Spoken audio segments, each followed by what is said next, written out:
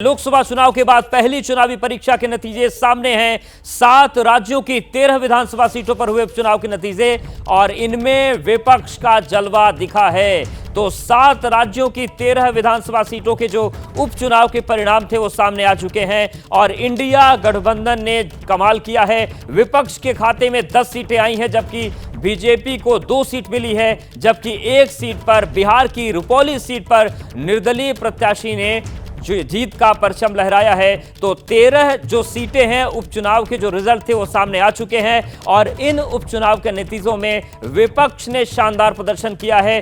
10 सीटें विपक्ष के खाते में आई हैं, जबकि बीजेपी केवल 2 सीट जीत पाई। वहीं 1 सीट पूर्णिया की रुपौली है, जहां पर निर्दलीय प्रत्याशी ने जीत दर्ज की है। तो जो 7 राज्य हैं, 7 राज्यों की 13 विधानसभा सीटों पर परिणाम आए और आप देखिए ये तस्वीर हम आपको दिखा रहे हैं। जालंधर वेस्ट की जो सीट थी उसे आम आदमी पार्टी ने जीत लिया है, अच्छे मार्जिन के साथ जीता है। और ये तस्वीरें देखिए हम आपको दिखा रहे हैं। पश्चिम बंगाल की बात करें तो यहां पर पश्चिम बंगाल में टीएमसी ने पूरी तरीके से क्लीन स्वीप किया है, 4 सीट जीत ली। वहीं अगर हम बात करें हिमाचल प्रदेश की तो 2 सीटों पर कांग्रेस जीती है, जबकि 1 पर बीजेपी। पंजाब की जो सीट है एक, वहां पर आम आदमी पार्टी ने परचम लहराया है। हमीरपुर सीट जो है हिमाचल प्रदेश की वो बीजेपी जीती है।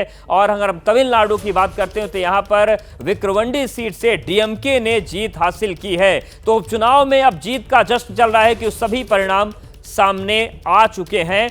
और हमारे साथ हमारे सहयोगी जुड़ गए हैं। शशांक कुमार बेतिया से बने हुए हैं, सचिन चंडीगढ़ से हैं जो हिमाचल और पंजाब पर अपडेट देंगे, वीरेश पांडे उत्तराखंड की 2 सीटों पर हमें जानकारी देंगे और भोपाल से नितिन, कोलकाता से रूमापाल हैं और आशीष कुमार सिंह भी हमारे साथ लगातार जुड़े हुए हैं। तो सबसे पहले शशांक आपके पास आ रहे हैं, ये जो पूर्णिया का परिणाम आया है ये क्या इशारा कर रहा है बिहार की राजनीति को लेकर?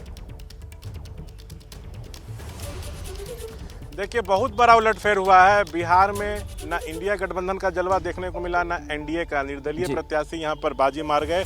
उनका नाम है शंकर सिंह, पहले भी एक बार विधायक रह चुके हैं। अब आगे चल के 4 विधानसभा सीटों पर उपचुनाव होना है, तो एनडीए और महागठबंधन को अब नए सिरे से अपनी रणनीति बनानी होगी। बिल्कुल आपके पास शशांक आएंगे, एक बड़ा मैसेज गया। लेकिन आशीष, सबसे पहले आपके पास आ रहे हैं, ये जो पूरा परिणाम रहा 7 राज्यों की 13 सीटों पर जो चीजें निकलकर सामने आई, ये क्या राजनीतिक संदेश दे रहा है? इंडिया गठबंधन आत्मविश्वास में भी है और ये वो दावा कर रहा है कि आने वाले वक्त में हवा बदल रही है। देखिए, चेंजिंग पॉलिटिकल डिस्कोर्स तो ये ज़रूर रिफ्लेक्ट कर रहा है। कांग्रेस भी देखें, आपके सवाल का जवाब देने से चंद मिनटों पहले जयराम रमेश ने एक ट्वीट किया है, उसमें वो कहते हैं both ways the results reflect the changing political climate in the country. तो ऑपोजिशन का रिसर्जेंस लग रहा है, जिसको ब्रश असाइड नहीं किया जा सकता, चाहे वो तृणमूल कांग्रेस हो या फिर दूसरे सहयोगी दलों, पंजाब में आम आदमी पार्टी हो। ये ज़रूर दिखाता है कि लोकसभा चुनाव के बाद कहीं ना कहीं राजनीतिक ट्रेंड बदल रहा है और आने वाले विधानसभा चुनाव को लेकर के बड़ा इंडिकेटिव रहेगा। पहले भी झारखंड हो, चाहे जे.एंड.के हो, महाराष्ट्र हो या फिर हरियाणा हो, ऐसा मान के चला जा रहा था कि ऑपोजिशन यहाँ पर मजबूत रहेगा। और मुझे लगता है कि 13 बाईपोल के रिजल्ट्स, आप सिर्फ इसको ये नहीं कह सकते कि महज 13 सीटें थी, अलग अलग प्रांतों पर था और मौका था यहाँ पर एनडीए को दोबारा से अपने कामों के दम पर वापसी करने का। लेकिन ये रिजल्ट से दिखाते हैं कि कहीं ना कहीं ऑपोजिशन का ग्राफ अब बढ़ रहा है और आने वाले दिनों में खास करके असेंबली इलेक्शंस के मद्देनजर अगर हम देखें तो बहुत कड़ी टक्कर अब ऑपोजिशन एनडीए और बीजेपी को दे सकेगा। बिल्कुल, यानी कि केवल ये मामला 13 सीटों का नहीं है, कई प्रांतों का है और ये तस्वीर बता रही है कि जो राजनीतिक परिदृश्य है वो बदल रहा है। आप सभी हमारे साथ बने रहिए, एक बार विस्तार से देख लेते हैं कि जो परिणाम सामने आए हैं वो किस तरफ इशारा कर रहे हैं और आंकड़ों का जो गणित है वो क्या कह रहा है। तो पूरी तस्वीर आप देखिए, ये 13 सीट 7 राज्य हैं। पश्चिम बंगाल की बात करें तो उपचुनाव 4 सीटों पर हुए थे, टीएमसी 4 की 4 सीट जीत गई और 4 सीट पर बीजेपी हार गई, यानी कि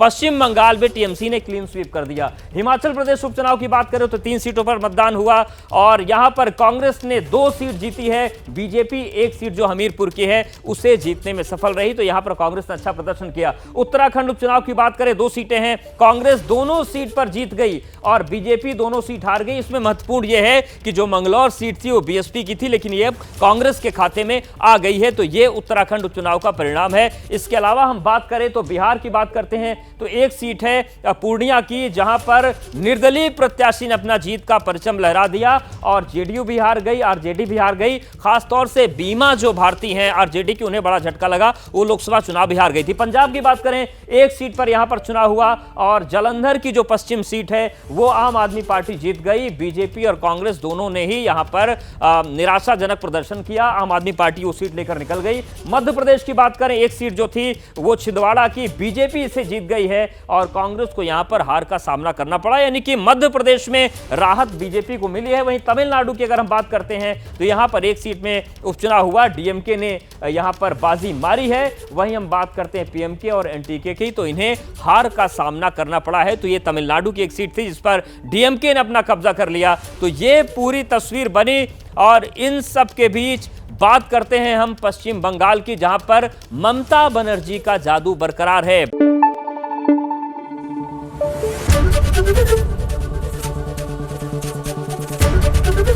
एबीपी न्यूज आपको रखे आगे।